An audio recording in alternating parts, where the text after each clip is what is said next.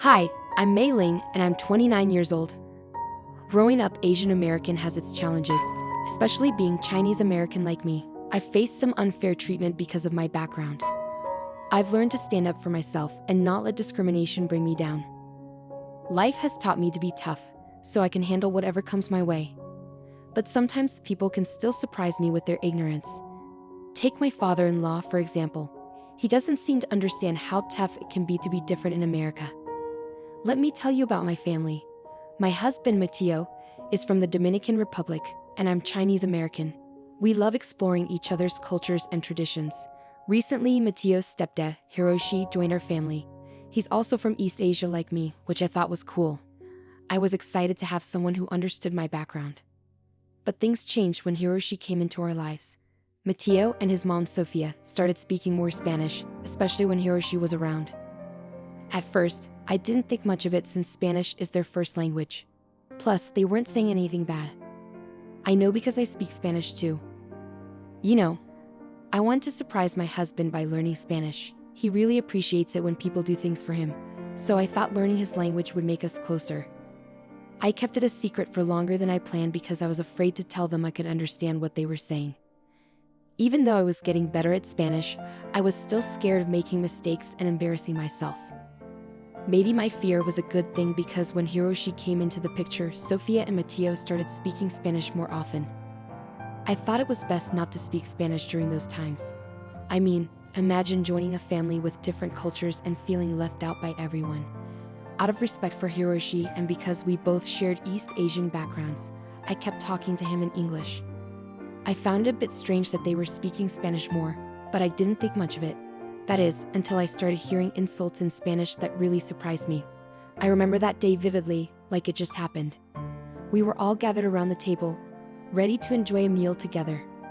The food smelled amazing, and we were chatting happily. But then disaster struck. I accidentally spilled gravy everywhere when I reached for the gravy boat. It was like a river of regret flowing across the table. You can imagine the chaos that followed. Sofia, my mother-in-law, started swearing in Spanish. Even though I'm not fluent in Spanish, I could tell she was saying mean things about me. It hurt, but Mateo, my husband, stood up for me. He told his mom that her insults weren't okay. Then Sofia said something that broke my heart. She asked Mateo why he was defending me when she thought I couldn't understand what she was saying anyway. Those words hit me hard.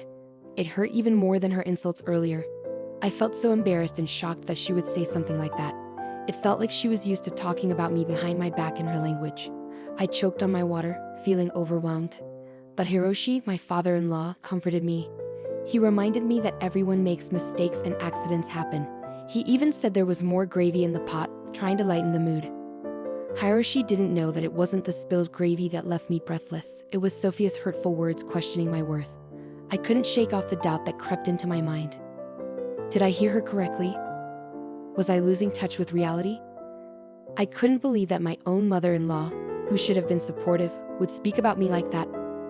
After dinner, haunted by Sofia's words, I needed confirmation. I asked a Spanish-speaking friend and even used Google Translate. Unfortunately, my fears were true. Sofia had intentionally been rude and disrespectful. I couldn't understand why she felt that way about me. I kept my discoveries to myself for now, deciding to watch our family dynamics and wait for the right time to address this. The next morning, as we sat at the breakfast table, there was an awkward silence. I sat quietly, thinking hard, while the others chatted as usual. Sofia and Mateo started speaking in Spanish, unaware of the impact their words had. Suddenly, Sofia said something shocking. "I regret marrying this old, stupid man," Sofia said, unaware that I understood her words. My heart sank as I heard her. Once again, Sofia had revealed her true feelings, ruining our mealtime harmony.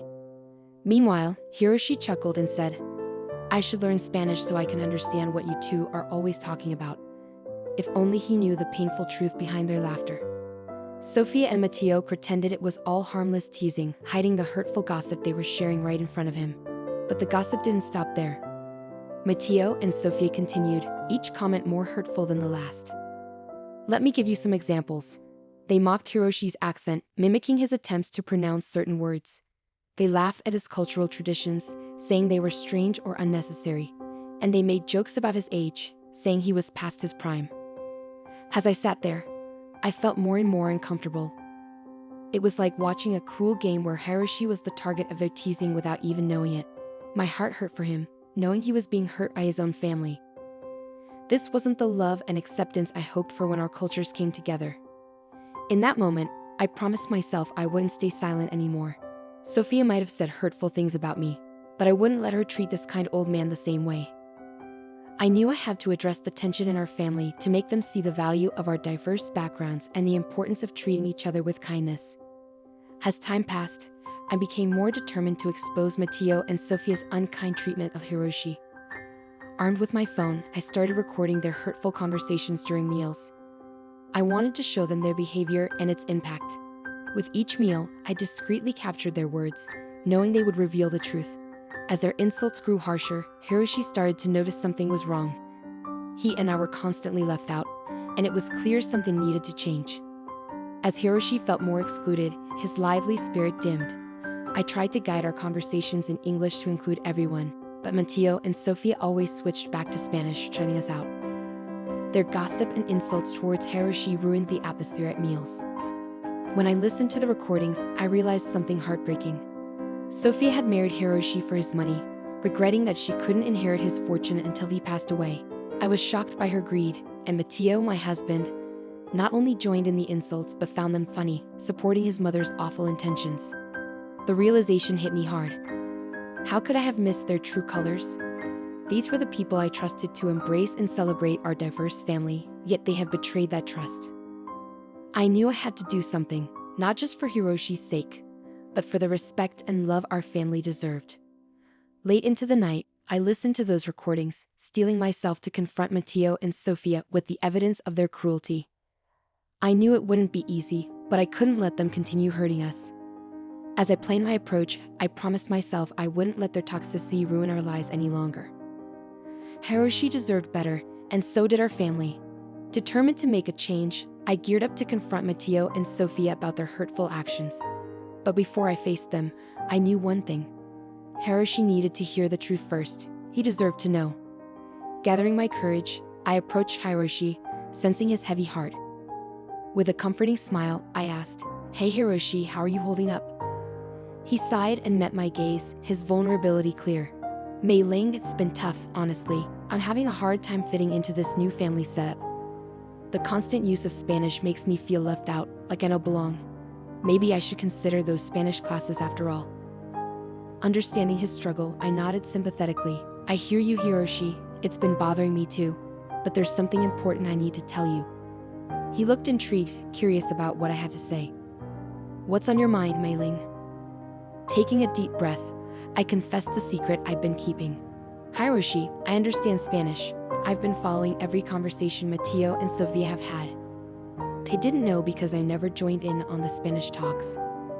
I kept it to myself because I felt nervous and embarrassed about my language skills, but I do understand them completely." Hiroshi looked surprised. "Why didn't he tell them? I'm sure they would have helped you with your Spanish." I smiled sadly. "You're probably right, Hiroshi. I was just nervous and embarrassed. I wanted to surprise Mateo once I learned enough Spanish to have a real conversation, but I kept delaying it, worried he wouldn't be impressed. Still, maybe it's a good thing I didn't tell them." "Why do you say that?" "By keeping this secret, I was able to hear their conversations, and what I heard wasn't good. They had been talking about you behind your back, saying hurtful things. The language barrier protected them, but now they'll have to face the consequences." Hiroshi looked confused and concerned. "What do you mean? What have they been saying about me?" I took his hands in mine, speaking firmly. "Hiroshi, they've been making fun of you, mocking you, and saying mean things about you. It's been happening for weeks, and it's terrible that they can talk about you like that." His eyes showed a mix of surprise, hurt, and gratitude. I don't know what to say. "Thank you for telling me the truth. I never thought they would do something like this." "What exactly have they been saying?" he asked, bracing himself for the harsh reality. "Hiroshi, I know this is hard to hear, but I have to be honest with you. Sofia married you for your money, and both she and Mateo are waiting for you to pass away so they can inherit your fortune." As my words sank in, Hiroshi's disbelief turned into shock and confusion. "No, Mei Ling, that can't be true. Sophia loves me and Mateo loves me too. They wouldn't do that. Are you sure you're being honest with me? Maybe it's you who's trying to deceive me. With determination, I assured him, Hiroshi, I wouldn't bring this up without evidence. I recorded their conversations, and you can hear it for yourself. Ask any Spanish-speaking person you know to confirm what they're saying. I then airdropped the recordings to Hiroshi's phone, letting him uncover the truth for himself. Days passed, and the tension between Hiroshi, Sophia, and Mateo grew thicker. I gave Hiroshi space to process everything. Then, one day, he pulled me aside, his face showing a mix of acceptance and gratitude. I owe you an apology. I doubted you, blinded by my love for Sophia. But after talking to my Spanish-speaking friends and listening to those recordings, I believe you. I can't believe they said such awful things about me. What did I do to deserve this? I know, Hiroshi, it's a lot to take in, and I'm sorry, but I felt you needed to know the truth. I've decided to get an annulment. I'm old, May. I can't waste time with people who don't care about me. It's just hard to believe you'll be leaving so soon. Leaving sounds like the right move. I think you should do it. This will be my last night here. Tomorrow, I'll go and won't contact Sophia and Mateo until I'm ready to start the annulment process. But for now, I think I need a break. You deserve real love and peace, Hiroshi, and so do I. With that, Hiroshi and I hugged, and then we both went our separate ways. The next day, just as he said, Hiroshi was gone. He packed his things and left, leaving Sophia and Mateo confused and free to keep talking badly about him. As I put away the dishes, I could hear Sophia and Mateo in the nearby living room. Their insults towards Hiroshi made me furious. Why were they being so cruel? Finally, I couldn't take it anymore. With a surge of confidence, I decided to confront them about their hurtful behavior. Enough was enough. I know exactly what you've been saying about Hiroshi in your secret Spanish conversations, I said firmly. Sophia's face went pale, and she looked shocked. Mateo tried to act innocent. You don't know what you're talking about, he insisted. At that moment, I unleashed a side of me they had never seen before. Speaking fluent Spanish, I confronted them directly. Don't underestimate me. I've understood everything you two have been saying for the past 3 weeks. You've been insulting and disrespecting Hiroshi since he entered our lives. Mateo looked embarrassed, avoiding eye contact. They were caught in their lies. Finally, Mateo spoke up, his voice filled with curiosity, regret, and perhaps even hurt. Why didn't you tell me you could speak Spanish? You're really good. I gave a bitter smile. I was embarrassed by my imperfect Spanish, but now I see that it helped me uncover the truth about your true intentions towards Hiroshi. Their eyes widened in shock, struggling to comprehend the gravity of the situation.